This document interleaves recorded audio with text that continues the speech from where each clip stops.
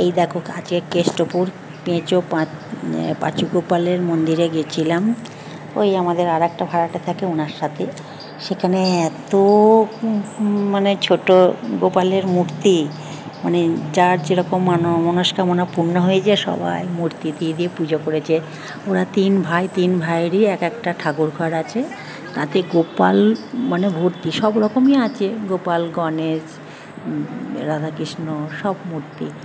এত ভালো লাগছে দেখতে।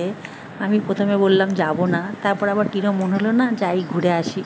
মানে পাঁচু গোপাল আমায় ডাকছে যে আয়, তোর কে সেবা করার সুযোগ দেবো। ওখানে গিয়ে একটুখানি সত্যি করেই তাই, পুজোর মুহূর্তে গেছি, সেখানে একটুখানি ঘণ্টা বাজানো, উলুধ্বনি, পুজোর ডালাগুলো একটুখানি ধরে ধরে দেওয়া, সব কিছু সবাই আসছে, তাদেরকে একটুখানি করা, আরতি করছে, আরতির সময় আবার সবাই সামনে যেতে বলছে, হ্যাঁ সামনেটা এসে পেল। আমি বললাম যে আমি প্রথমে ঠাকুর রয়েছে, ওখানে দেখলে তোমার ঠিক হবে না। পুকুরেই আছে এই মন্দিরটা, একটু ভেতর দিকে আর কি। খুব নাম করা, খুব জাগ্রত নাকি এই মন্দিরটা। পাঁচু গোপালের গোপালের মূর্তিতে ভর্তি, তিন ভাইয়ের তিনটে ঠাকুর ঘরে গোপাল মূর্তি ভর্তি হয়ে রয়েছে। সবাই সেটা মানুষ অন্য হলেই তুলে দিতে আসে। আবার সেদিনকে আমরা গেছি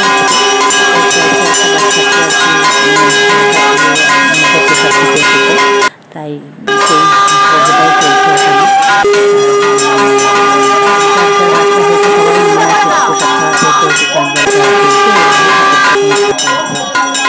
ওরা এসেছে, জোড়া সব বাড়ির লোকেরা পুজো দিতেও আসছে। তারপরে অন্য পুজোর অনেকগুলো ঝুড়ি আছে, ঝুড়িতে করে সাজিয়ে পুজোর নিরুপাধ্যায় পুজোগুলোকে ওখানে আমরা একটু পুজো করার একটু আগেই গেছি। পুজো আরতি হলে একটু কথাবার্তা বলে, দেখো আরতি শেষে বাচ্চাটাকে শুইয়ে ওখানে চেলি পুড়িয়ে ওর মুখে প্রসাদ দেবে।